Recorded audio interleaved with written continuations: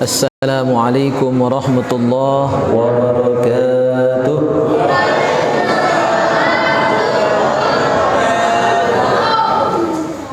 Bismillahirrahmanirrahim. Alhamdulillahi rabbil alamin. Wassalatu wassalamu ala ashrafil anbiya wal mursalin Sayyidina wa maulana Muhammadin wa ala alihi wa sahbihi ajma'in. Rabbi shrah li sadri wa yassir li amri wahlul 'uqdatam min lisani yafqahu qawli yafqahu qawli. Allahumma barik lana fi Sya'ban wa ballighna Ramadan. Amin ya rabbal alamin. Amma ba'du. Al-Mukarramun, para jamaah yang mulia, alhamdulillah wa syukrulillah atas limpahan nikmat karunia Allah Subhanahu wa taala. Pada malam hari ini kita dipertemukan kembali dalam keadaan sehat walafiat, meskipun cuaca cukup dingin, faktor hujan siang menjelang sore tadi. Alhamdulillah ini tidak menyurutkan langkah kita untuk hadir di kajian rutin kita dan memakmurkan Masjid Nurul Ihsan ini. Semoga Allah senantiasa rahmati kita semua, dan semoga kehadiran kita di sini menjadi asbab Allah ampuni salah kita dan Allah ridhoi kita semua. Amin ya rabbal alamin.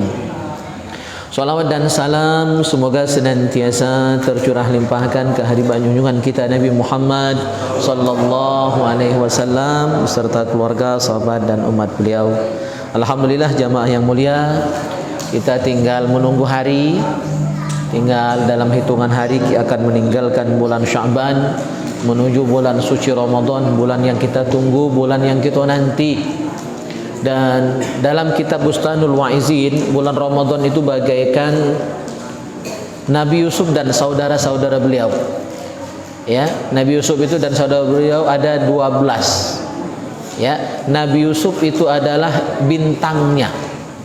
Jadi dari 12 bulan, bulan Ramadan adalah bulan paling utama. Bagaikan Nabi Yusuf dibandingkan saudaranya yang lain.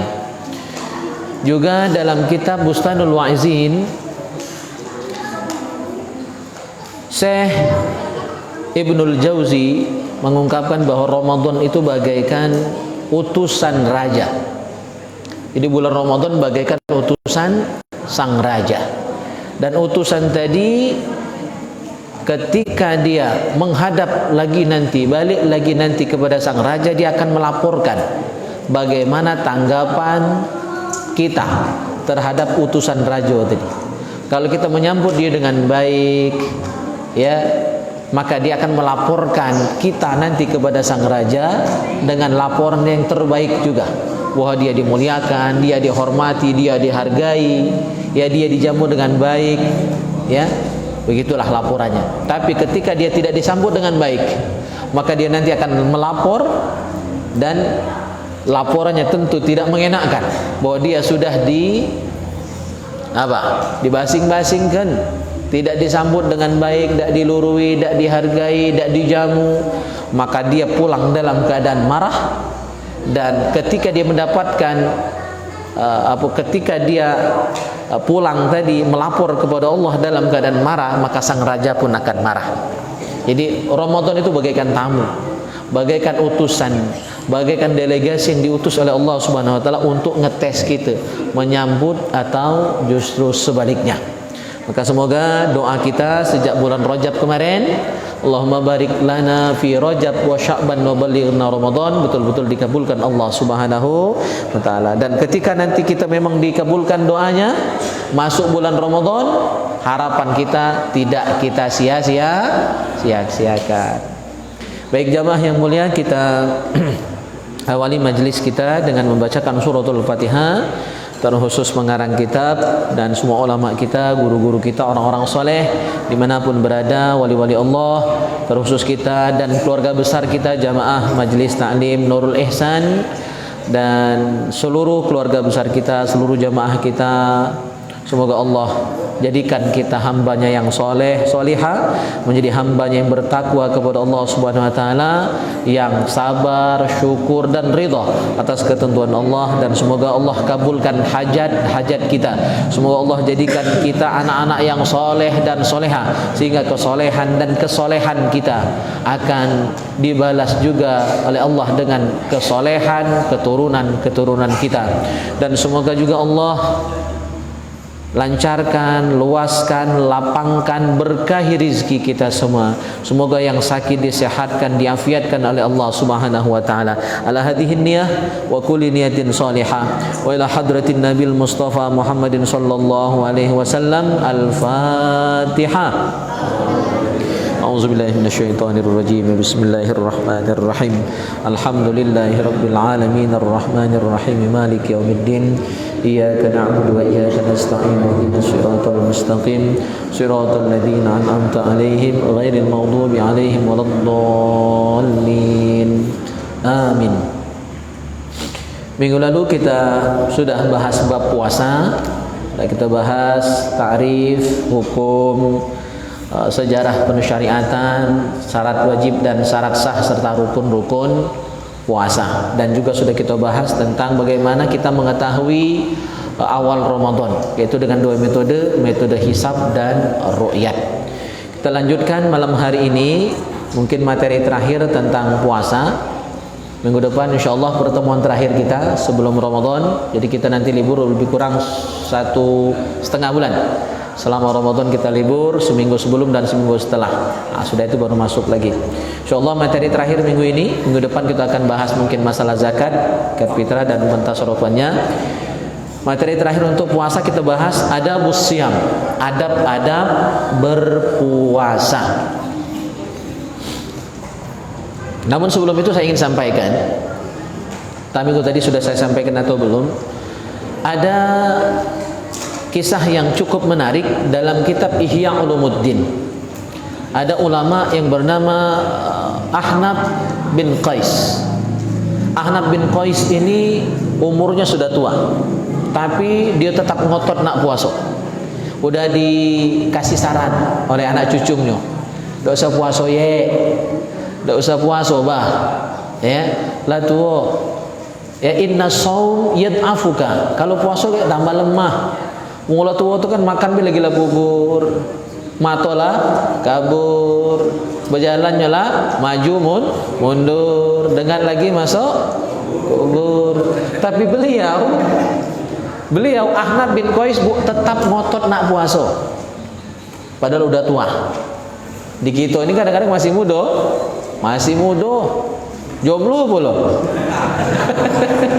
Lah tak galak puasa. Kalau pengantin baru, itu lagi semangatnya kan, ada pengantin baru aja.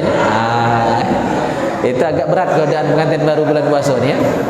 Jangan hilap baik. Cuma kalau hilap tak apa-apa. Jangan sengaja. Itu yang tak boleh. Kalau hilap itu rezeki. Makan, minum, hubungan suami istri di siang hari kalau lupa rezeki. Kalau sengaja balak. Karena apa? Puasa 2 bulan tebus saja. Nah, Ahnaf bin Qais sudah tua. Alis ya, udah tua.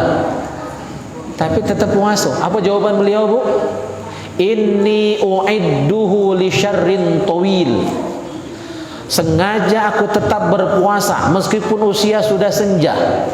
Kata Ahnaf bin Qais, karena aku mempersiapkan bekal li syarrin tawil, untuk kesulitan yang berkepanjangan. Apa yang dia maksud? Neraka. Jadi agar selamat dari siksa neraka, agar selamat dari huru-hara pada hari kiamat yang begitu dahsyat, matahari begitu dekat sehingga orang berkeringat. Kalau berkeringat itu pengen nak minum, tapi baju minum tak kati. Ada yang berkeringat sampai mata kaki, ada yang berkeringat sampai pinggang, ada yang berkeringat sampai leher, bahkan ada yang tenggelam oleh keringatnya pun ada darah dan nanah. Itu syarrin tawil. Ya, kesulitan yang dahsyat, kesulitan yang amat sangat berat dan berkepanjangan. Untuk bisa selamat pada hari itu, aku ngotot, kata Ahnaf bin Qais, tetap berpuasa. Karena orang yang banyak lapar dunia akan senang di akhirat kaki. Tapi yang leman, yang sering kenyang di dunia paling banyak laparnya di akhirat kaki. Cuma jangan takut untuk makanan di majelis ini, laju kaki takut galau makannya. Maksudnya yang sering puasa. Bukan tak minum teh yang sudah dihidangkan itu, nah mubazir, laju kelah, ya, laju. Jadi yang banyak puasa, dia selamat bu di akhirat nanti dari apa? Min syarrin tawil, dari kejahatan, kesengsaraan, kesulitan yang berkepanjangan, yaitu huru-hara pada hari kiamat dan siksa di neraka pada hari kiamat nanti. Maka kata beliau, memotivasi dirinya sendiri meskipun sudah tua. Ada orang tua itu sudah punya rukhsah, keringanan untuk boleh tidak puasa. Orang yang sudah pikun atau setengah-setengah pikun atau sudah tua sehingga makan pun udah tidak normal lagi kayak gitu, megang sendok pun udah gemetar, itu udah boleh tidak puasa. Dan tidak wajib qadha, cukup bayar fidyah untuk orang yang tua seperti itu. Kalau masih cak holis ini mana baca fidyah. Iya. Makan kelempang bentat lagi dia sanggup, ya kan? Keras padahalnya. Nah, beliau menyemangati dirinya dewek bu, tetap ngotot nak puasa. Apa alasan beliau? As-sabru ala ta'atillah ahwanu minas sabri ala adzabih. Bersabar dalam taat kepada Allah. Sabar itu artinya tahan, bertahan, tetap memaksakan dirinya meskipun susah, payah, sulit, rumit, tetap bertahan dengan segala kesulitan yang ada.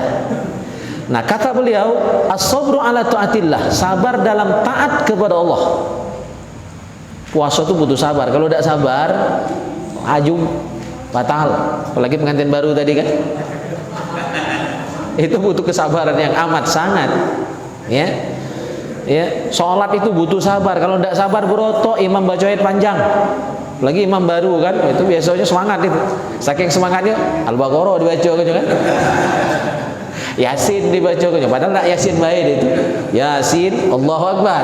Cuma makmum lah kadang seuzon, buruk sangkut. Hai, loka ini neng malah. Ya. Itu butuh sabar. Ngaji ini pun butuh sabar. Kalau tidak sabar bu, minggu depan tak datang lagi. Bahkan tidak nunggu minggu depan. Seriusnya Ustaz itu, ya, polos lurus baik balik, tak sampai sudah lah balik. Cuma makanan habis balik tadi. Makanan habis, ngaji tak sudah, ilmu tak dapat. Jadi butuh sabar untuk bertahan di majelis ini. Lah sudah jalan 6-7 tahun majelis gitu, atau di malam hari ini bertahan sampai tuntas majelis ini, sampai kita baca doa penutup majelis, ya. Bertahan itu butuh sabar. Kalau tak sabar, selesai. Maka kata Ahnaf bin Qais, as-sabru ala taatillah, sabar dalam taat kepada Allah adalah ahwanu, lebih mudah. Walaupun saro kan, masih lebih mudah daripada ahwanu minas sabri ala adzabi, daripada bersabar dalam menghadapi siksa azab Allah Subhanahu wa taala. Masuk neraka tu kati yang tahan. Maka kalau tahan masuk neraka, banyak puasa, rajin ibadah, jangan pernah melakukan maksiat. Ya, karena tidak ada yang sabar, tidak ada yang mampu bertahan menghadapi siksa itu. Siksa paling ringan di neraka itu adalah seorang penghuni neraka dikasih api sebesar mungkin seujung kuku, ditaruh di kakinya jadi selop, dan dalam hitungan singkat otaknya langsung mendidih. Ada yang sabar seperti itu, ada yang tahan seperti itu. Sabar tuh tahan. Dikasih selop terbuat dari api neraka yang kecil, otaknya langsung mendidih. Setelah itu badannya hancur, dagingnya terkelupas, ya, tulangnya terlepas. Ada yang sanggup? Tidak ada yang sanggup. Maka pesan Nabi, wa'mal linnar, dalam hadis lain disebutkan, wa'mal linnar biqadri sabrika 'alaiha. Silakan beramal untuk masuk neraka. Biqadri sabrika 'alaiha, sesuai dengan kesabaranmu untuk menahan siksa neraka itu. Kalau tak sabar, kalau tak tahan, jangan maksiat. Jangan tinggalkan taat. Tetap taat, dan taat itu butuh sabar.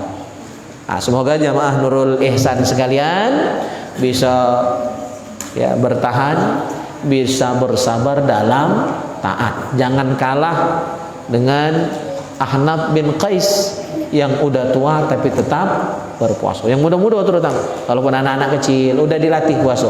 Mulai puasa apa kita bahas minggu lalu? Puasa burung. Ya, tengah hari. Hari berikutnya naik sore. Lama-lama habis. Nah, itu yang budak. Yang tua, yang mak budak, mbak budak jangan nak puasa burung. Iya, kecuali sakit, kecuali udzur. Baik. Kita lanjutkan bahasan kita adabus siyam. Ada 9 poin akan kita bahas pada malam hari ini tentang adabus siyam. Yang pertama, ta'jilul fitri inda tahakkukil ghurub. Menyegerakan berbuka ketika sudah yakin, tahakkuk, yakin masuk waktu maghrib. Itu kata kuncinya, yakin masuk waktu. Jadi kalau ragu-ragu jangan dulu. Harus yakin baru berbuka. Maka lebih baik telat semenit 2 menit daripada maju walaupun hanya beberapa detik. Kalau salah sangka, salah ijtihad, salah waktu, ya ternyata udah minum, kita nebaklah masuk waktu maghrib, minum, tidak tanggung-tanggung bu, minumnya semir, saking hausnya tadi semir minum banyak ya. Udah habis semir baru azan, baru masuk waktu maghrib, salah duga, maka kesalahan itu fatal, puasanya batal dan wajib diqodho. Kan tidak enak batal di ujung waktu itu. Jadi butuh kesabaran. Sabar semenit 2 menit. Ini sehari-harian tahan, tapi sudah menjelang maghrib tak sabar, tak sahan. Jadi harus yakin masuk waktu baru berbuka. Itu yang pertama. Yang kedua, as-sahur. Ya, untuk sahur ini juga sunnah. Ini juga adab dalam berpuasa. Dan waktu sahur itu dimulai sejak tengah malam, pengadalu. Jadi kalau sekarang makan sahur belum dihitung sunnah. Nah, kalau jam 1, jam 2, jam 3, jam 4, nah itu baru hitungan sunnah makan sahur. Jadi dia tengah dahulu ke waktu fajar. Itu sunnahnya makan sahur. Dan sunnahnya ditakhir menjelang waktu subuh, kira-kira jam 4. Sekarang kan subuh hampir jam 5. Nah, jam 4, jam 4 setengah. Nah, itu waktu yang paling afdol untuk makan sahur. Jam 4 lah paling afdol. Biar peknya. Kalau jam 3 makan sahur kayak gitu tidur. Asal bangun jam 7, mau subuh. Liwat laju subuhnya bu, ya. Oleh karena itu perkirakan saja begitu makan sahur tidak lama subuh. Jadi kita udah kecolongan sholat subuhnya. Dan sahur ini minimal minum air seteguk itu udah dapat sunnah. Dan biasanya kita makan sahur, kalau aku pribadi tidak perlu banyak-banyak makan sahur. Tidak ada sampai bubur 2 piring 3 piring itu, jarang. Ambil barokahnya minum segelas, ya kan? Kalau sampai sepiring 2 piring bubur puluh habis seketel, aku belum nemu yang makan sahur sebanyak itu. Karena rata-rata perut kita tidak nyaman. Ya, mungkin adalah 1-2 orang yang dia makan sahur kayak makan siang baik kan? Ya, ngikup 2 mangkok ya, jarang saya temukan seperti itu. Ambil barokahnya, makan sebiji 2 biji kurma, jadilah minum. Ambil barokahnya. Insya Allah kalau sudah berniat pasti tahan sampai maghrib. Yang ketiga, tarku fawahishil kalam, meninggalkan ucapan-ucapan yang buruk, ucapan-ucapan jelek yang tak bagus, mencarut, ngomong jorok, ngomong kotor, berkelakar. Nah, berkelakar yang berlebihan, apalagi sampai membuli kawan, dan berlebihan sampai ada dusta di dalamnya, ya, ngupat, fitnah, adu domba. Nah, itu ditinggalkan.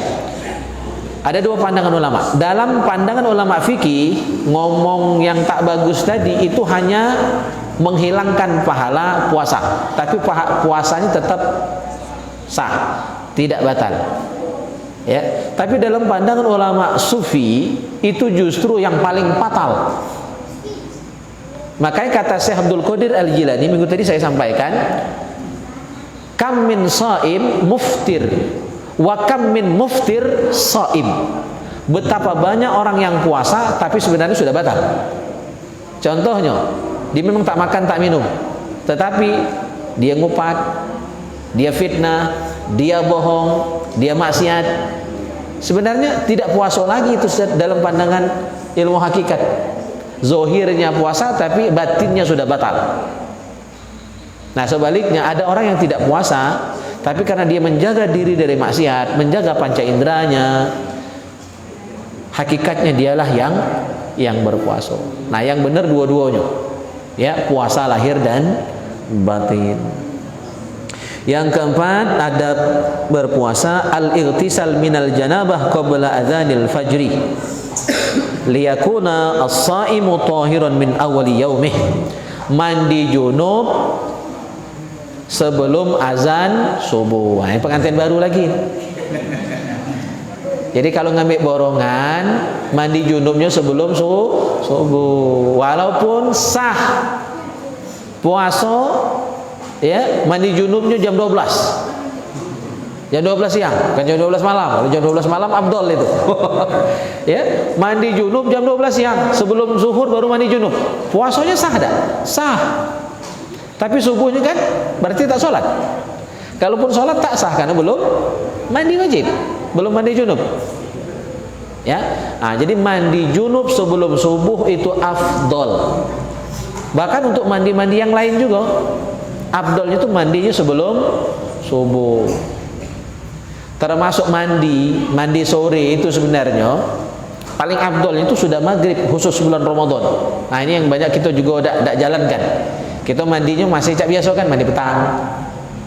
Khusus bulan Ramadan sebenarnya sunnahnya mandinya itu sudah maghrib. Ya, sudah buka sebelum sholat isya. Khusus bulan Ramadan itu yang sunnah sebenarnya.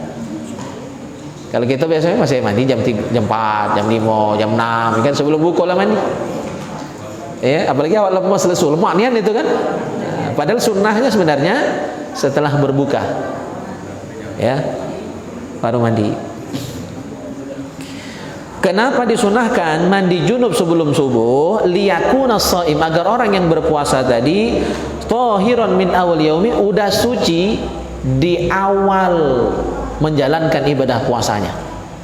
Ya, dan tentu subuhnya udah lewat. Kalau udah mandi junub lebih awal. Makmum yang tak junub ya boleh nak mandi junub. Bukan mandi junub, mandinya sebelum subuh juga. Itu lebih afdal. Dan ini rahasia.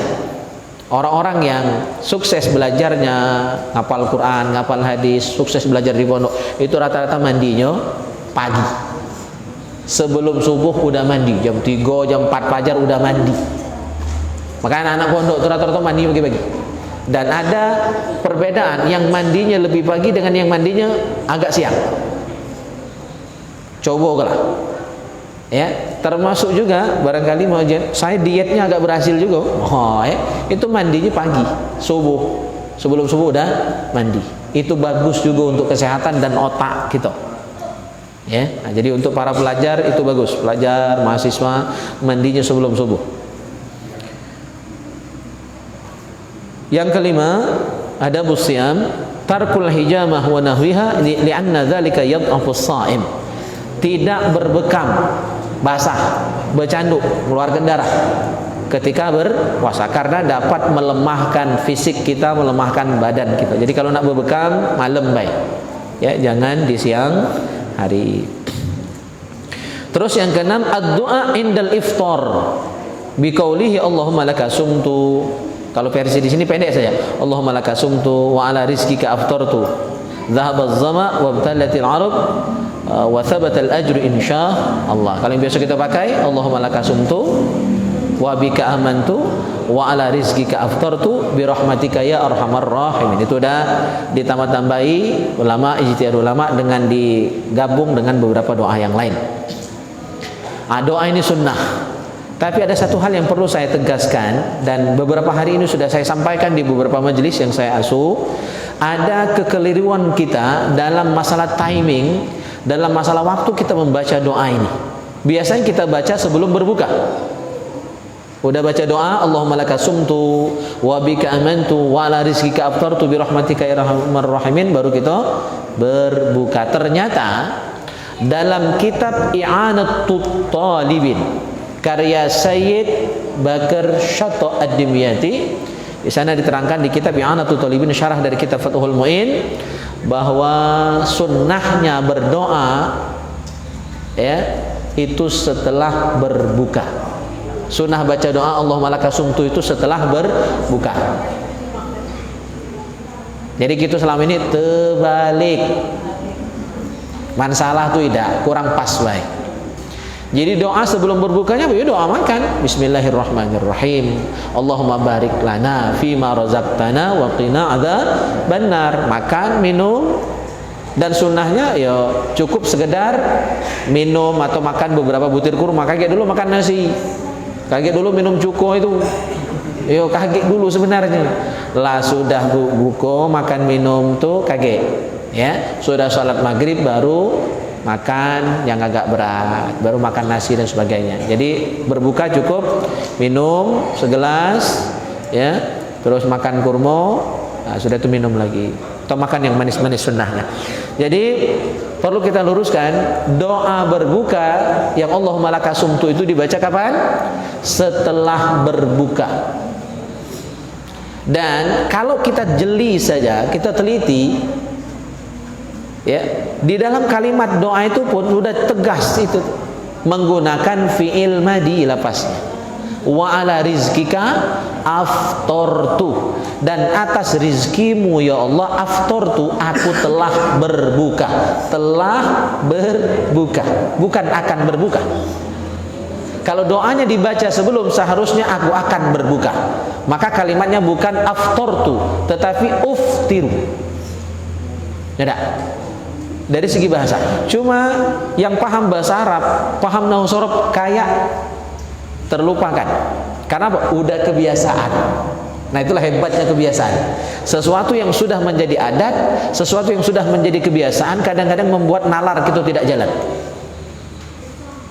Tanpa ada yang menerangkan kita tidak akan paham. Karena kebiasaan dari budak. Dan bertahun-tahun seperti itu kita diajarkan. Di TV, di radio, itu juga. Akhirnya kita bertahun-tahun mengamalkan doa ini terbalik. Ya, jadi mulai tahun ini kita ganti, ya, doanya dibaca setelah berbuka. Allahumma laka sumtu wa bika amantu wa ala rizkika aftartu. Keterangannya di mana? Di kitab I'anatut Talibin. Dan juga kalau kita analisa kalimat dalam doa itu menunjukkan peristiwa lampau, fi'il madi atau past tense. Wa ala rizkika aftartu, atas rizkimu kami telah berbuka, bukan akan berbuka atau bukan sedang berbuka, tapi telah berbuka. Itu fi'il madi, berarti berbuka dulu baru baca doanya. Dan juga doa tambahan dalam doa berbuka itu ada kalimat zahabaz zama, telah hilang aus, dahaga, ranang. Nah, kapan hilang haus? Sebelum minum atau setelah minum? Ya setelah minum hilang haus tuh. Ya kan? Nah, jadi dari beberapa analisa ini benarlah sebenarnya, oleh kita selama ini kurang teliti saja. Dalam kitab sudah diterangkan dan mungkin kurang sosialisasi saja.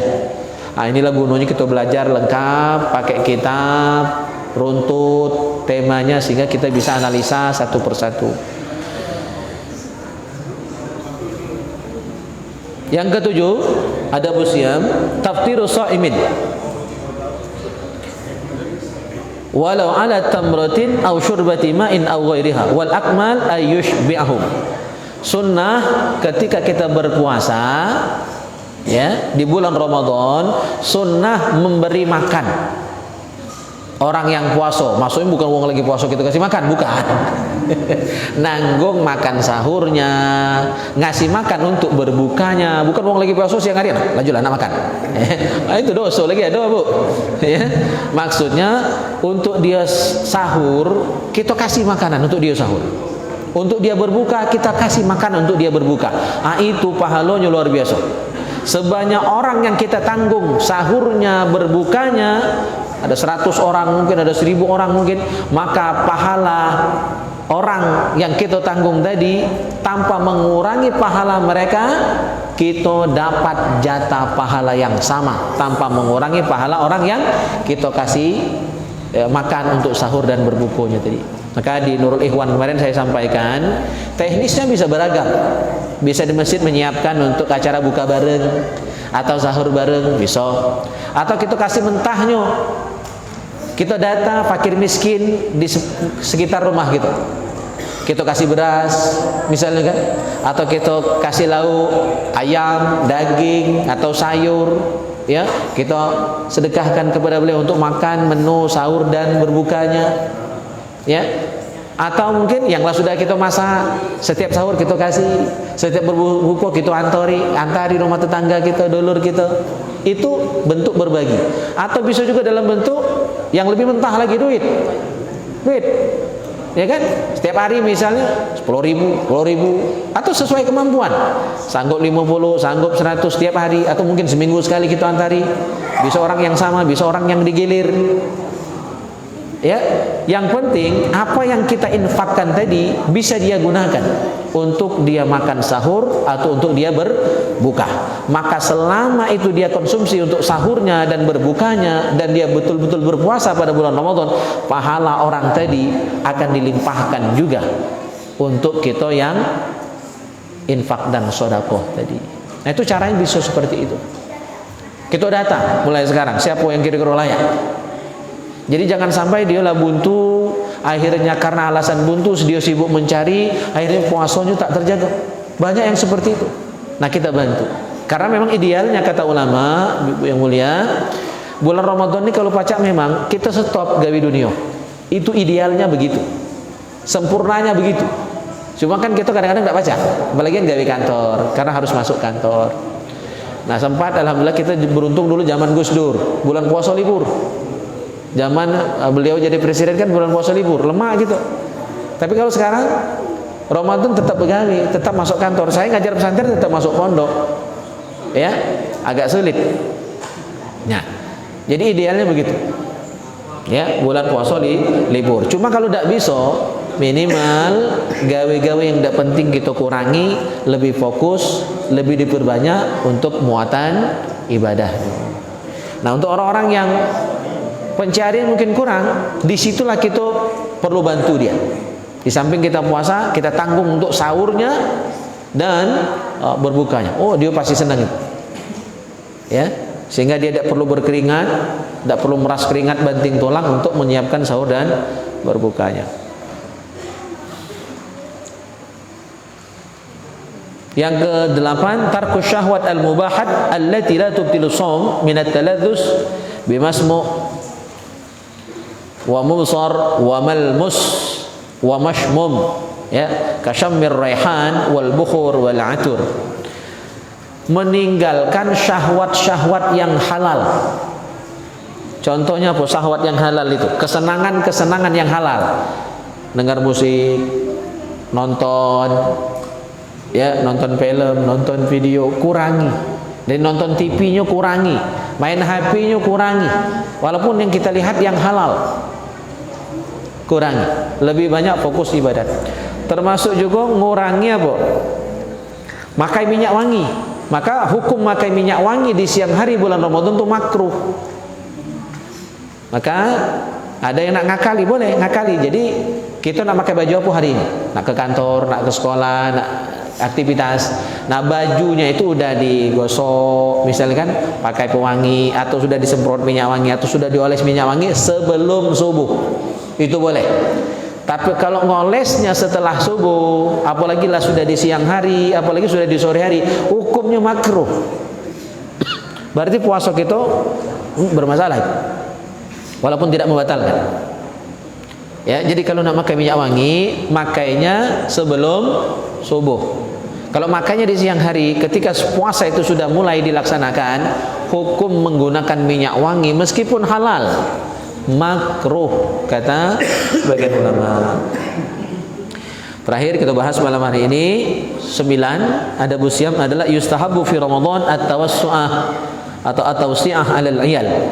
Disunnahkan di bulan Ramadan berlapang-lapang, berluas-luas, menyenangkan keluarga kita. ya, menyenangkan keluarga. Jadi kalau misalnya bulan biasa istri sibuk masak, tidak jadi masalah. Laki bulan Ramadan itu apa? Tinggal beli masakan yang sudah siap saji, nyenang ke bini, ya. Belikan makanan yang enak-enak untuk anak, biar dia semangat makan sahur, dia semangat berbuka. Itu sunnah, ya, apalagi anak-anak kecil itu, ya. Belikan lauk-lauk yang mungkin dia senang, sehingga dia semangat untuk makan sahur, gitu. Sunnah. Terus wal ihsan ilal arham wal jiran, berbuat baik dengan keluarga, dengan kerabat, dan dengan tetangga. Misalnya tadi berbagi makanan, berbagi minuman, ya, dan sebagainya. Wa iktsarus sedekah, memperbanyak sedekah di bulan Ramadan. Dan berikut yang terakhir, wa tilawatul Quran wa mudarasatuhu, memperbanyak baca Al-Quran dan bertadarus Al-Quran. Inilah beberapa adab yang harus kita jalankan selama kita berpuasa di bulan suci Ramadan. Baik, sampai di sini ada nak ditanyakan? Allah.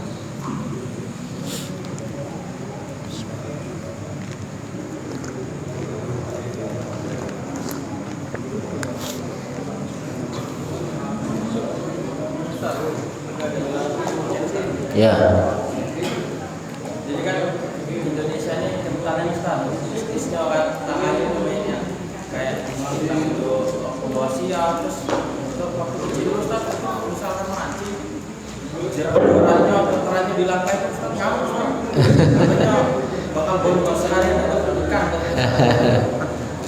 padahal datang ke Ustaz, nah terus Ustaz punya prinsip Ustaz, jadi misalkan sesuatu yang tidak ada di dalam Al-Quran dan hadis tidak bisa diuruskan dalam penelitian ilmiah, itu tidak aku pegang Ustaz. Aku apalagi yang tidak masuk akal Ustaz. Misalkan aku pegang prinsip kayak itu Ustaz, benar aku salah Ustaz? Ya. Yang pertama masalah ya banyak tahayul, benar. Jadi tidak perlu kita terikat dengan hal-hal seperti itu. Ya. Kecuali barangkali yang ngomong itu wong yang memang layak dipegang ngomongannya, walaupun tidak terdapat di Quran dan hadis. Misalnya yang bilang ulama, walaupun tidak terdapat di Al-Quran dan hadis, kalau yang bilang itu adalah ulama, orang yang bisa dipercaya, itu biasanya mujarab. Minimal melanggar omongan ulama itu udah sesuatu yang salah, ya. Itu. Jadi secara umum memang kita tidak perlu menghiraukan hal-hal yang tidak ada tuntunannya, hal-hal yang hanya sifatnya mitos, ya. Khurafat seperti itu. Misalnya tadi melangkai teran pancing, ya itu bukan sesuatu yang mesti diturut, ya itu. Atau banyak larangan lain. Apalagi misalnya lagi apa tuh? Lagi ada acara misalnya kan, calon pengantin baru. Nah acara tuh biasanya banyak larangan kan, jangan ngirup, ya kayak apa? Acara dia hujan, jangan ngirup. Itu ya hanya tradisi, ya. Kebiasaan. Kalaupun terjadi apa yang diomongkan itu biasanya kebetulan, ya kebetulan. Maka bisa dibenarkan, ya tapi tidak seluruh juga. Kalau dikatakan sesuatu yang tidak ada di Al-Quran, ya tidak bisa kita amalkan. Karena banyak juga sesuatu yang tidak ada penjelasannya di Al-Quran dan hadis, tapi juga bisa dianggap benar selama tidak bertentangan dengan nilai-nilai agama, dengan ajaran syariat Islam, walaupun secara detail tidak disebut, gitu. Iya. Kalau masakan yang hijib itu tadi, Iya. kan tempel di lidah. Iya. Apa bisa merasakan asin atau di lidah? Kan terbawa ke dalam kan? Iya. Tanya ini. Ya, jadi nyicip masakan yang hanya di lidah itu boleh, tapi hanya di lidah dan sudah itu dikeluarkan, dibuang. Hanya sekedar tahu. Tapi biasanya kalau yang udah ahli masak, koki profesional kayak ibu-ibu ini, itu udah tahu kalau kuahnya seliter, uyahnya sekian sendok, itu udah tahu ukuran. Yang biasa masak kan pasti punya feeling seperti itu, ya. Kecuali yang jarang masak, jadi tidak perlu nyicip seperti itu sebenarnya. Tinggal kaget kalau kurang uya, asal makan tambah dewe. Kalau ke masjid entah baik kuah, gampang baik. Ya, jadi tidak perlu sampai nak nyicip ketika masak. Walaupun boleh. Kalau hanya sekedar nyicip di lidah. Kalau sampai nelan batal. Jadi jangan ditelan saja. Ya, gitu. Jadi boleh, tapi lebih baik sebenarnya tidak usah. Ya, pakai feeling baik masak. Kalau tawar, harap maklum ngomong dengan suaminya kan, waso, ya kan. Kaget di dandani lagi masaknya begitu berbuka, tambah uya atau nambah kuah kan begitu. Ya. Dalam bulan puasa biasanya kan kalau buka kan sering banyak tuh buka bersama. Nah, sering kali itu dapat undangan buka bersama, tapi karena buka bersama tuh lalai maghribnya sering datang juga. Ya. Bagus, itu punya prinsip. Ya. Buka bersama ya itu bagus. Tapi jadi tidak bagus ketika sampai melalaikan sholat. Kan sudah sering saya sampaikan, agar barokah rizki kita, hidup kita, itu kan ada 5 prinsip yang diterangkan oleh Al-Faqih Abu Laith As-Samarqandi. Nomor 1 apa? Alla yuakhiru syai'an min faraidillah. Jangan melalaikan, jangan melambat-lambatkan, jangan sampai telat melaksanakan tugas sebagai hamba. Nah, kalau gara-gara buka bareng, sholatnya telat, bahkan kadang-kadang lewat, ya, maka itu masalah. Bahkan bisa jadi haram. Buko itu sunnah, tapi sholat fardu itu wajib. Nah, mengerjakan sunnah meninggalkan yang wajib, atau jadi terlambat, telat mengerjakan yang wajib, itu udah dosa, itu udah haram. Maka bagus kalau kita punya prinsip seperti itu. Kalaupun mau ikut bareng bukanya, jadi atur. Kita harus punya aturan. Jadi buka barengnya diatur sedemikian rupa sehingga biar tidak lalai sholatnya. Pilih tempat yang dekat masjid, dekat musola. Terus dibuat settingannya 2 sip. Yang pertama hanya sekedar berbuka, ya, minum baik dan makan roti atau kurma. Makan beratnya nanti, sholat maghrib baru nanti makan malamnya. Nah, kalau galak diatur modelnya itu aku ikut, kalau enggak ya sudah, mohon maaf. Nah, kita punya prinsip, ya gitu. Ada lagi?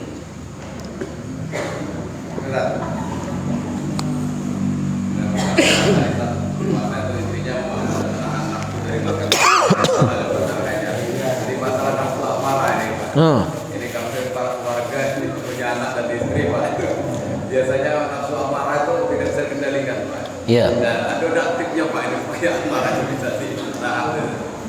Iya. Nahan marah itu biar tak jadi marah. Kalaupun marah itu tidak sampai keceplosan, kalimat-kalimat yang tak bagus, yang tak benar, sampai berlebihan, maka cari tarik nafas waktu marah itu. 2-3 kali narik nafas sambil baca a'udzubillahi minasyaitonirrajim. Kalau masih juga marah, baca surah Al-Insyirah, pegang tangan kanan ke dada sini, ya, di hati gitu sini, baca surah Al-Insyirah, Bismillahirrahmanirrahim, alam nashrah laka sadrak, dan seterusnya. Ya, kalau masih juga geser tempat, pindah tempat, ya, dan berwudu, insyaallah hilang marahnya. Jadi begitu marah itu jangan langsung ditumpahkan, pasti akan keceplosan dan pasti tidak akan terkendali kalimatnya. Jadi kita harus kasih oksigen dulu ke otak. Maka narik napas tadi, kasih oksigen ke otak, kasih sinyal untuk dia mencerna dulu, mikir dulu sehingga. Tapi kalau tidak narik napas dulu, tidak ganti posisi dulu, tidak baca istighfar dulu, atau tidak baca Al-Insyirah dulu, itu biasanya langsung marahnya kebablasan, berlebihan. Jadi tekniknya begitu. Minimal pindah tempat. Kalau marahnya lagi duduk, bertegak. Kalau lagi tegak, baring. Pokoknya ganti posisi. Dan sambil tetap ingat, zikirlah di hati, minimal Allah, Allah, Allah, Allah.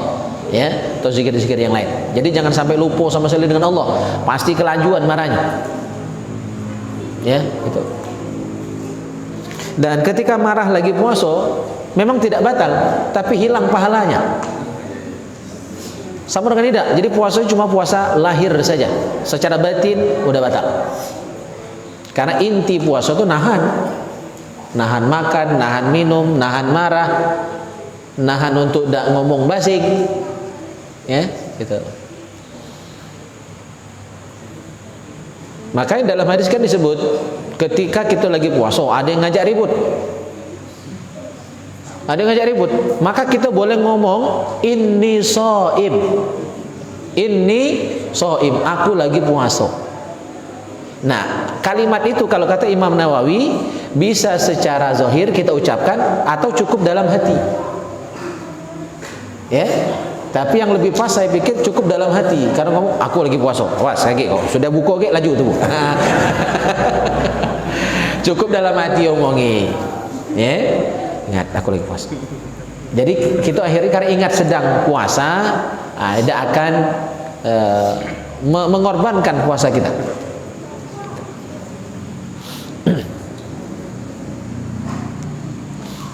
Ibu-ibu, mak-mak, mbak-mbak, ya silakan. Ya.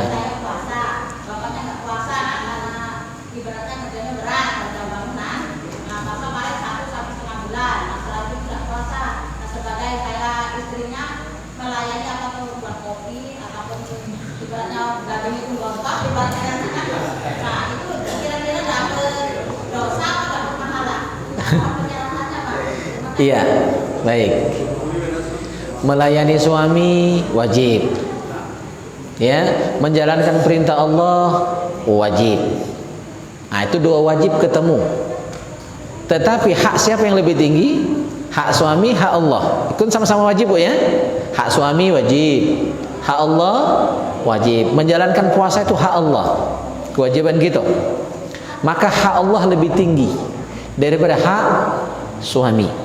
Wajib taat dengan suami, wajib taat dengan pemimpin, wajib taat dengan orang tua, wajib taat dengan guru, selama ketaatan tadi tidak bertentangan dengan syariat, selama ketaatan tadi tidak sampai bermaksiat kepada Allah, maka tidak wajib taat kepada makhluk ketika taat tadi membuat kita maksiat, membuat kita jadi durhaka dan kurang ajar dengan Allah Subhanahu wa ta'ala. Berarti harus ada yang ngalah. Yang mana yang ngalah? Taat dengan suami pada saat kita puasa tadi menjadi tidak wajib. Artinya bahkan boleh dosa. Ya, suami yang tak puasa dimasak dibuatkan kopi itu jadi dosa. Dan pak suami harus memaklumi. Ya, pak su harus memaklumi bahwa itu hukum. Syariat itu lebih tinggi. Ya. Dasarnya apa? Hadis Nabi sallallahu alaihi wasallam, "Man a'ana ala maksiatin fahuwa syarikun lahu." Barang siapa menolong orang melakukan kemaksiatan, tidak puasa itu maksiat, tidak sholat itu maksiat, durhaka arti maksiat itu, durhakanya dengan Allah, dan itu dosa besar tak puasa itu. Nah, menolong orang yang maksiat, ya, maka orang yang menolong tadi fahuwa syarikun lahu, bersekutu dalam dosa, sama-sama dapat dosa dengan orang yang maksiat tadi. Orang yang tak puasa dia berdosa, kita nolong dia untuk tak puasa, menghidangkan makanan untuk dia yang tidak berpuasa, sama-sama dapat dosa. Bahkan dalam kitab-kitab fikih, Bu, diterangkan begini, ada orang kafir datang ke rumah kita di bulan suci Ramadan, tetap haram hukumnya kita menghidangkan makan minum kepada orang kafir tadi. Orang kafir, Bu, tidak puasa orang kafir kan? Kalau datang ke rumah kita bertamu orang kafir, tidak boleh, tetap haram kita menghidangkan makan minum untuk orang kafir tadi. Apalagi bukan orang kafir. Nah, masalah bekerja berat memang boleh tak puasa, tapi tidak boleh langsung, Bu.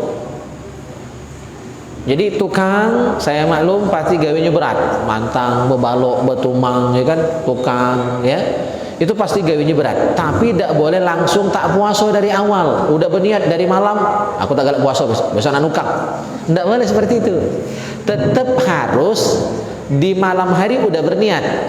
Sahur bangun, makan sahur, ya, tetap berpuasa sedapatnya. Nah nanti misalnya di tengah hari memang tidak tahan, rasa-rasa putus nyawa, rasa-rasa nak mati kalau tak makan tak minum, nah baru boleh dibatalkan. Cuma dengan catatan nanti puasanya diqadha setelah habis Ramadan. Kesalahan yang bekerja berat kadang-kadang langsung dari awal udah tidak puasa. Pagi dia sarapan, siang makan siang. Nah itu dosanya double kok. Dan ibu yang ikut menyajikan makan minum ikut dosa juga. Jadi suaminya disarankan tetap makan sahur, Bu. Tetap berniat di malam hari, tetap makan sahur, nanti sedapatnya. Mudah-mudahan sampai. Tapi kalau dirasa-rasa kayak Bu, dirasa-rasa udah siang, udah sore, kalau tak makan rasa mati. Nah itu ukurannya. Bukan cuma lapar baik, kalau lapar tapi cai masih sanggup, ini lanjut. Itu godaan setan saja, Bu. Jadi dicoba dulu, rasanya pedih nian perut, rasa belit, oh nak mati rasanya, nah baru boleh batalkan. Kalau normal lah, lanjutkan puasanya. Semoga bisa sampai maghrib. Begitu nanti teknisnya.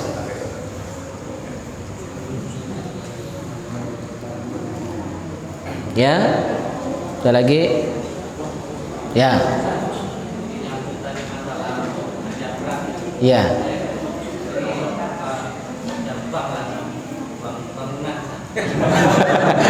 Kerja bank, bangunan. Istilah baru itu. Tapi yang teman ini kan kalau dia setiap 1 jam sekali dia cari banyu, jemplung. Kalau panas kebetulan kan, ya sudah tutup. Kata kami kenapa kok jemplung biar seger katanya. Ada naik lagi kerja lagi, sejam lagi jemplung cari banyu. Boleh. Cuma jangan sampai dia berendam.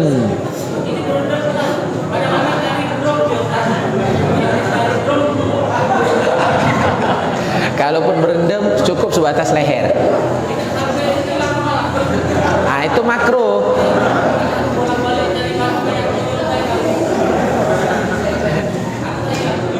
Ya, jadi tukang benar. Ya, tukang itu pasti pekerja berat, bulan Ramadan pasti sulit untuk tetap berpuasa. Tapi alhamdulillah tukangnya masih lanjut puasa, cuma dengar-dengar mandinya nyelam. Nah, mandi nyelam itu makruh. Jadi kalaupun mau nyelam cukup sebatas leher. Nah, itu tidak apa-apa. Tapi kalau kepala pun ikut nyelam sehingga ada kemungkinan air masuk ke dalam hidung, ke dalam telinga, walaupun air masuk tanpa sengaja melalui hidung, melalui telinga, kalau mandinya nyelam itu bisa batal. Mandi nyelamnya makruh. Paham ya? Mandi nyelam itu makruh. Tapi kalau ada air masuk tanpa sengaja melalui mulut, melalui hidung, melalui telinga, masuk ke dalam jauf, rongga dalam, itu puasanya batal. Mandinya tidak membatalkan, makruh saja. Tapi kalau sampai masuk bisa batal. Oleh karena itu mandinya lebih aman, walaupun bukan tukang juga. Mandi siang itu cukup pakai gayung atau pakai shower. Kalau kata shower ember tuh tebui pakai yang acak kan, itu lebih aman. Insya Allah itu lebih aman. Jadi dihindari mandi nyelam lagi puasa, karena hukumnya makruh. Kalau tak hati-hati bisa batal. Nah tapi kalau mandinya pakai gayung atau pakai shower, ternyata tanpa sengaja air masuk melalui mulut, melalui hidung, melalui tenggorokan, melalui telinga, tanpa sengaja masuk. Kalau mandinya tidak nyelam, tidak batal. Itu bedanya. Ya, mandi pakai timbel, tak sengaja masuk ke hidung air dalam, tidak batal puasa. Karena tidak sengaja. Kecuali sengaja, nah itu lain cerita.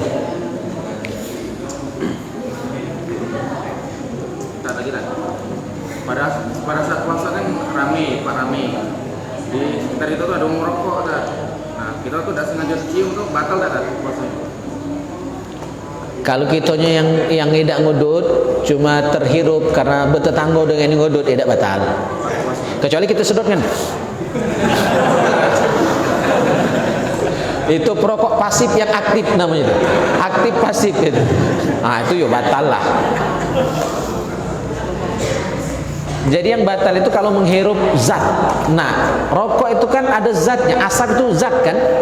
Rokok asap itu zat, kejinguan. Makanya ngerokok itu membatalkan, kecuali menghirup bau-bauan atau minyak angin. Nah, itu tidak batal karena hanya hawanya saja. Ya. Bukan zatnya. Jadi minyak wangi, minyak angin ditumpahkan ke hidung. Nah, itu yang baru yang batal. Kalau fixed inhaler, ya, itu tidak batal karena hanya menghirup apanya? Udaranya, ya. Bukan zatnya, bukan fisiknya. Gitu. Tidak apa-apa. Aroma masakan, gorengan cabai sampai itu bersin-bersin kan, tidak batal. Tidak batal. Karena hanya baunya. Jadi yang sifatnya bukan secara fisik itu tidak batal kalau tercium. Bau masakan, bau minyak wangi, bau gas, itu tidak apa-apa.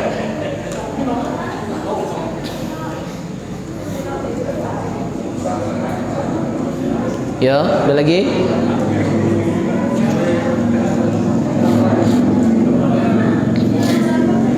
Ibu-ibu? Mbak-mbak?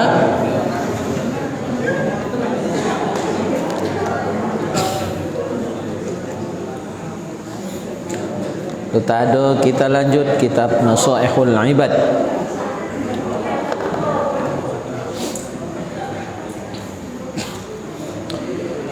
Kita lanjutkan, wa an Ibrahim ibni Adham rahimahullah, dari Ibrahim bin Adham rahimahullah, annahu qila lahu, bahwasanya dikatakan kepada beliau ditanya Ibrahim bin Adham, bima wajadta zuhda, dengan apa engkau mendapati zuhud. Jadi maksudnya bagaimana beliau Ibrahim bin Adham ini bisa menjadi orang yang zuhud. Saking zuhudnya Ibrahim bin Adham, beliau ini raja, tapi ditinggalkannya kekuasaannya, dia nak lebih fokus ngabdi kepada Allah. Jadi kurang zuhud apa dia? Raja, jabatan ditinggalin. Jadi yang kemarin viral wakil bupati, ya, yang mantan artis itu udah jauh lebih awal. Ibrahim bin Adham raja ni kan, dia tinggalkan, ambillah, aku nak fokus ibadah baik jadi. Nah, itu Ibrahim bin Adham, sehingga beliau terkenal dengan orang yang sangat zuhud. Apa sebab beliau bisa menjadi orang yang zuhud, orang yang tidak cinta dunia? Itu apa sebabnya? Apa kata beliau? Qala bi thalathati asya', 3 sebab, 3 alasan, 3 hal yang menjadikan beliau bisa menjadi orang yang zuhud. 1, ra'aitul qabra muhishan wa laysa ma'i mu'nisun. Aku melihat kuburan. Aku nyengok kuburan. Kita sering nyengok kuburan kan? Ketika aku melihat kuburan, kata beliau, kuburan itu muhishan. Ya, apa arti muhishan? Ai qati'an lil qulub an mahbubihi. Udah terputus. Ya, udah terputus bagi hati an mahbubati, dari para pencintanya, terpisah. Kuburan itu memisahkan antara sang kekasih dengan kekasih. Ya, laki bini pisah, anak dengan orang tua pisah, ya, ustadz dengan jamaahnya kalau dia mati, yo pisah, kan gitu. Jadi kuburan itu memisahkan antara sang kekasih dengan kekasih. Walaysa ma'i mu'nisun, sementara aku tidak ada mu'nis. Mu'nis itu siapa? Mayyaskununi, orang yang dapat menyenangkan aku, menemani aku di kubur kaki. Maka begitu mengingat kubur, ketika aku mati masuk kubur kaki, dak gati yang bakal ngerewangi. Bini walaupun sayang dengan laki tak sanggup masuk dalam kubur. Anak walaupun sayang dengan orang tua tak akan sanggup masuk dalam kubur. Masuk kedenget udah keluar. Tak akan berani ditimbun bersama kita yang sudah meninggal tadi. Maka teman setia hanyalah amal soleh. Hanya amal soleh yang bisa mau ikut masuk dalam kubur menemani kita di alam barzah sana. Nah, mengingat hal itu, maka beliau bisa menjadi zuhud. Karena di dunia ini didekati yang banyak ngerewangi, walaupun anak, walaupun bini. Hanya amal soleh kita masing-masing yang menemani kita masuk dalam kubur itu. Yang kedua, wa ra'aitu tariqan tawilan wa laysa ma'i zadun. Aku melihat jalan yang begitu panjang. Jalan menuju akhirat, jalan untuk selamat dunia akhirat itu begitu panjang. Banyak onak dan duri. Apalagi nak masuk surga itu kata Nabi, ala wa innal jannata huffat bil makarih. Ketahuilah bahwa surga itu dihiasi, dikelilingi dengan hal-hal yang tidak menyenangkan. Saro nak masuk surga. Banyak tak lemaknya. Sementara ala wa innan nar huffat bis syahwat. Sementara neraka itu dikelilingi dengan hal-hal yang menyenangkan. Makanya ingat lagu Roma itu, kenapa yang enak-enak itu yang dilarang? Kenapa yang asik-asik itu yang diharamkan? Mayoritas yang lemah itu ngajak kita masuk neraka. Tapi nak masuk surga ini banyak tak lemaknya. Duit banyak, harus disedekahkan, harus dizakatkan. Ya. Ada duit pergi haji, pergi umrah. Ya kan? Alhamdulillah baca balik beliau ya, alhamdulillah ya kan. Sengal gawe umrah, gawe haji itu. Capek itu, berebut nak nyium Hajar Aswad, keliling keliling Ka'bah untuk tawaf, sa'i, itu capek. Naik pesawat itu bengel kuping. Apalagi baru sekali itu naik pesawat, nak sumpel dulu telinga. Berat. Ya, gitu. Maka begitu melihat jalan yang begitu panjang untuk selamat di akhirat nanti, walaysa ma'izadun, padahal kata Ibrahim bin Adham, aku tidak kasih bekal. Ya, maka melihat itu, menyadari itu, akhirnya beliau lebih baik fokus dengan ibadat, tinggalkan gawe dia jadi raja tadi, nak menyiapkan zat, yaitu bekal untuk selamat di akhirat. Dan sebaik bekal apa dia? Wa tazawwadu fa inna khaira zadit taqwa. Sebaik-baik bekal adalah takwa. Takwa itu yaitu ibadah dan meninggalkan maksiat. Yang ketiga, asbab beliau menjadi zuhud, wa ra'aitul jabbar qadiyan wa laysa li hujjatun. Aku melihat, aku mengetahui, aku memahami bahwa yang nanti akan mengadili di akhirat adalah al-jabbar. Allah Subhanahu wa taala yang bersifat al-jabbar, yang maha memaksa. Ya. Semua tunduk di bawah kuasa Allah. Kira-kira selamat tapi tidak kaget diadili di pengadilan Allah di padang mahsyar kaget. Sementara bekal tak kati, modal tak ada. Ya. Walaysa li hujjah, aku tidak punya hujjah, aku tidak punya argumentasi. Maka akhirnya beliau memilih untuk zuhud sebagai bekal agar selamat di pengadilan Allah pada hari kiamat nanti. Terus wa an Sufyan Ats-Tsauri rahimahullah, ada pesan nasihat wasiat dari Sufyan Ats-Tsauri rahimahullah, annahu su'ila anil unsi, beliau pernah ditanya tentang al-unsi billahi ta'ala mahwa. Apa yang dimaksud dengan al-unsi billah? Beramah tamah, ya, bermesraan, ya, senang, bahagia ketika beribadah dengan Allah Subhanahu wa taala. Apa yang dimaksud? Maka jawaban beliau, faqala alla tasta'nisa bi kulli wajhin sabih.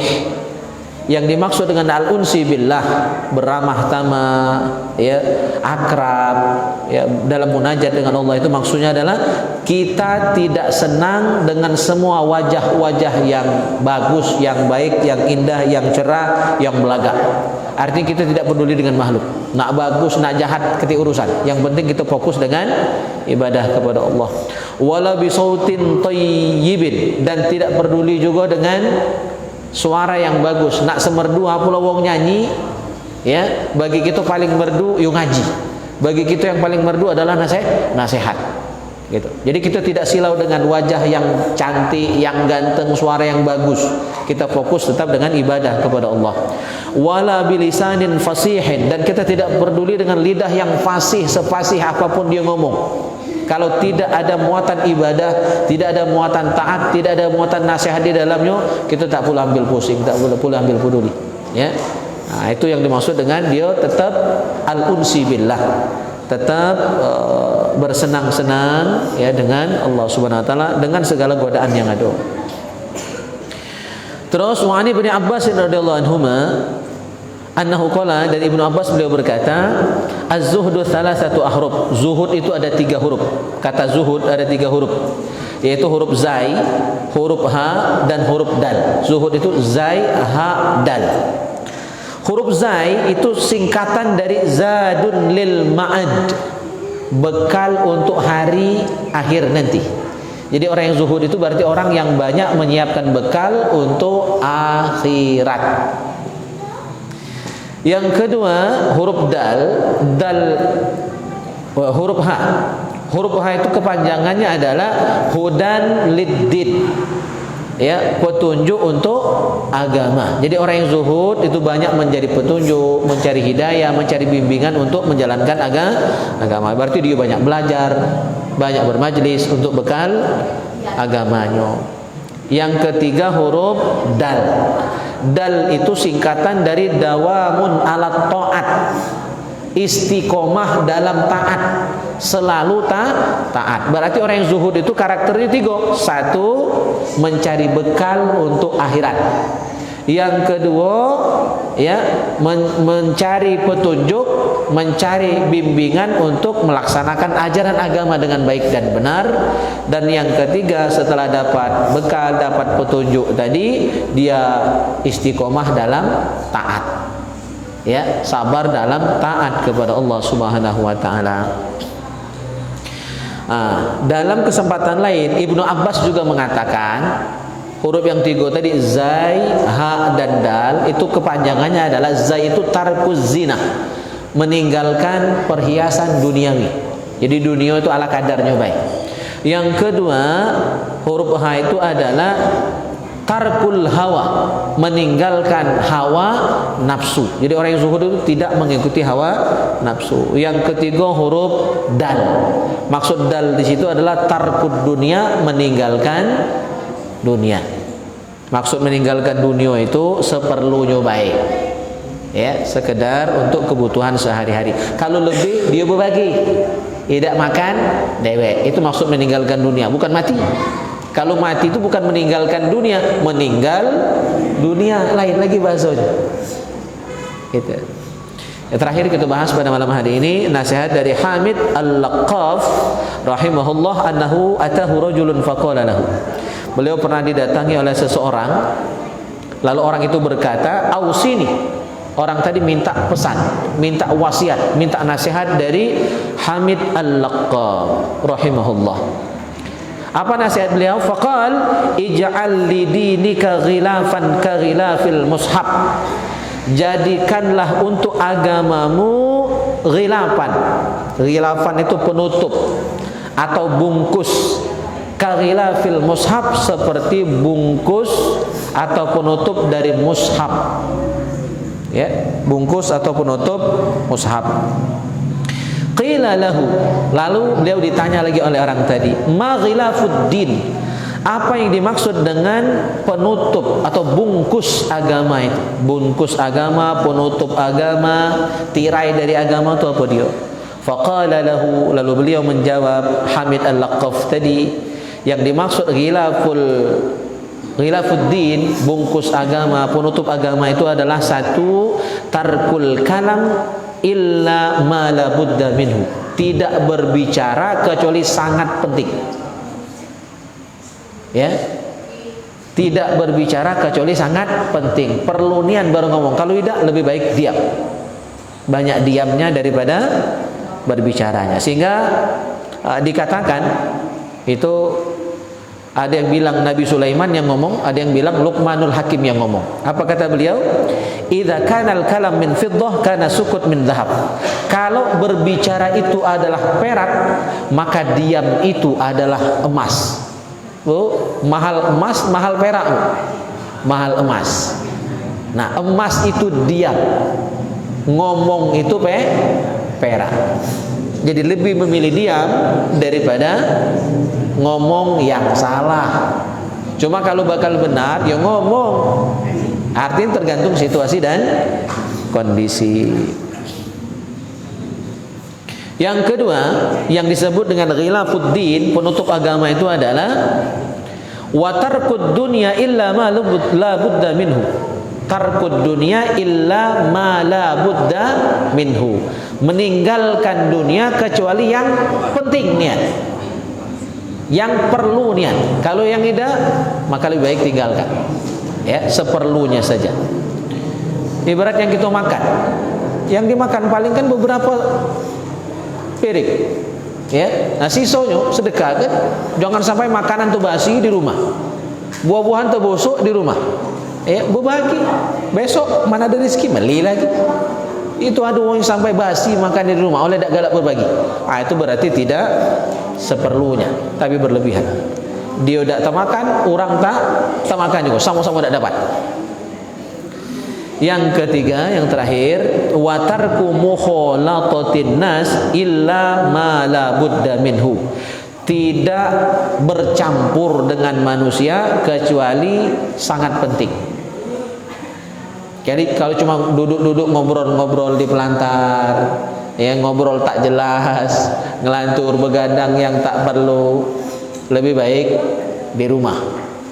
Apalagi pengantin baru, lemaklah di rumah. Ya kan? Jadi penting nian baru keluar, penting nian baru bergaul. Nak berjamaah, nak sholat Jumat, nak pengajian, nak kondangan, itu penting, perlu. Nah, sudah itu balik. Kalau kata keperluan. Jadi tiga ini kunci, ya, untuk menyelamatkan agama kita. Jadi nomor satu tadi ngomong yang penting baik. Yang kedua, ya, tinggalkan dunia kecuali yang penting. Dan yang ketiga, tidak bergabung, tidak bergaul, tidak bercampur kecuali juga sangat penting. Jadi yang penting-penting baik itu gawekan. Ucapan, perbuatan dan lain-lainnya. Baik, jamaah yang mulia, barangkali ini saja taklim kita malam hari ini. Semoga barokah, manfaat untuk kita semua. Dan lebih dan kurangnya mohon maaf. Kita tutup dengan doa kafaratul majlis. Subhanakallahumma wa bihamdika asyhadu an la ilaha illa anta astaghfiruka wa atubu ilaik. A'udzubillahi minasyaitonir rajim. Bismillahirrahmanirrahim. Alhamdulillahi rabbil alamin. Allahumma salli wa sallim ala sayyidina Muhammad wa ala ali sayyidina Muhammad. Allahumma ja'al jam'ana hadha jam'an marhuma wa tafarruqana min ba'dihi tafarruqan ma'suma. Allahumma barik lana fi awladina wa ahfazhum wa la tadurruhum warzuqna birrahum. Rabbana hab lana minas salihin. Rabbana hab lana minas salihin. Rabbana hab lana minas salihin. Rabbana hab lana min azwajina wa dhurriyyatina qurrata a'yun waj'alna lil muttaqina imama. Allahumma inna nas'aluka fi'lal khairat wa tarkal munkarat wa hubbal masakin wa an taghfir lana wa tarhamana wa idza aradta fitnata qaumin fatawaffana ghayra maftun wa nas'aluka hubbak wa hubba man yuhibbuk wa hubba amali yuqarribuna ila hubbik. Rabbana atina fid dunya hasanah wa fil akhirati hasanah wa qina adzaban nar. Wa sallallahu ala khairi khalqihi Muhammadi wa ala alihi wa sahbihi ajma'in walhamdulillahi rabbil alamin. Taqabbalallah